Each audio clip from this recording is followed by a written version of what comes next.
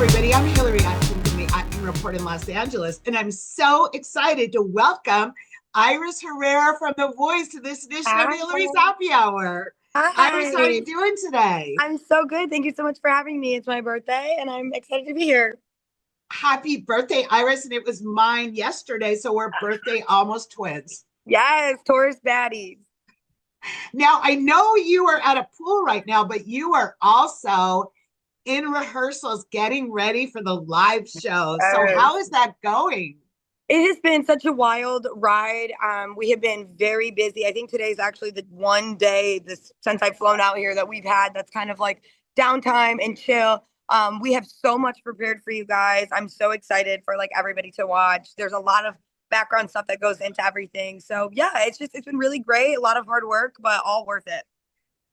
So that was an amazing playoff performance you did of Chris Stapleton's White Horse. And after the incredible response you received, what was it like for you waiting on stage for Kelsea to choose just two members of her team? It was definitely nerve wracking. I think everybody in that moment had some sort of nerves, but it's also very exciting. I really felt so strongly about my performance that like I was kind of at ease a little bit. And I really did love everybody on my team. So whoever was to be chosen, I was happy and excited for.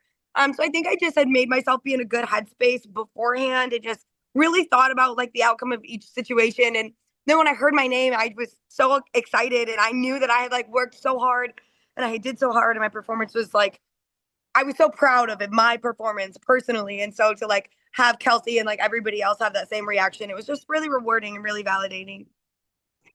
It was really exciting. Now, I want to note that you have described yourself as a rock troll. So Yes. tell me, who are some of your biggest musical influences? Well, I think growing up is actually interesting because I have a Hispanic dad and I have American white mother, but she's very hippie. So growing up, I listened to a lot of Stevie Nicks, a lot of Janis Joplin, a lot of Cheryl Crow. Like she grew up in the like '90s era, so a lot of Gwen, those like rock girls, even like Nelly Furtado. She's a little more pop, but like that was my era. Fergie, even, and I really loved like that type of music growing up. But then on the flip side, I listened to a lot of Latin based music and if you know anything about like Latin based women, they typically have like raspy, really emotional tones and voices. And so I get a lot of my inspiration from that as well. So kind of both. Well, speaking of Cheryl Crow, I mean, she mentored you, as did Little Big Town. What was it like working with those guys?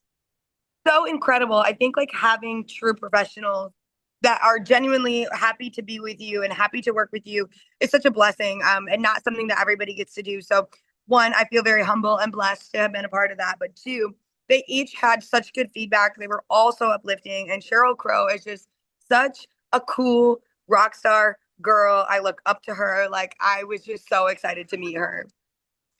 Talking about amazing women who rock, Kelsea Ballerini, your coach, what are some of the biggest lessons you've taken from working with her? I think one of the biggest things that I have learned from Kelsea and taken away from working with Kelsea is learning to really celebrate my wins as a woman and not to like downplay my wins as a woman. I think that and also like just uplifting and she's a wonderful coach and she knows all the things about music and it's just awesome to work with. But I think my biggest takeaway from her is like walking through my girl power comfortably and happily and like taking up space and knowing like I belong here, I can do this. Like yeah, she's just such an uplifting person and she's such a powerful woman in the music industry and so to have that like backing you up is really incredible. Iris, let's rewind to your blind audition of You Are My Sunshine. But also, I've got to point out, this was not your first rodeo at a blind audition. You auditioned last season. So you were told to come back by Snoop Dogg and the other coaches. So tell me more about this experience and what it was like coming back and getting the reaction you got this season on your blind. Yeah. So coming in, I sang for this season, You're My Sunshine. I wanted to come in with something powerful. I wanted to come in with something that was strong for my voice, that was gonna touch those hearts in America. But also that was going to get the chairs turning because, like you had mentioned, in season 26, I had auditioned and unfortunately did not receive any chairs. I sang Gypsy, which was like a super safe song. And I sound pretty similar to Stevie Nicks. So the feedback that I got was, to really step into my originality and to find like my sound. And so I went home and I worked really hard and I picked You Are My Sunshine and chairs turned and it worked out great. And I'm really proud of that. And the arrangement and Morgan Stapleton's version and Chris Stapleton's version is just so wonderful, and it's got that rich like raspiness that I wanted, and so it really just was wonderful. The cards like were perfectly shuffled for me.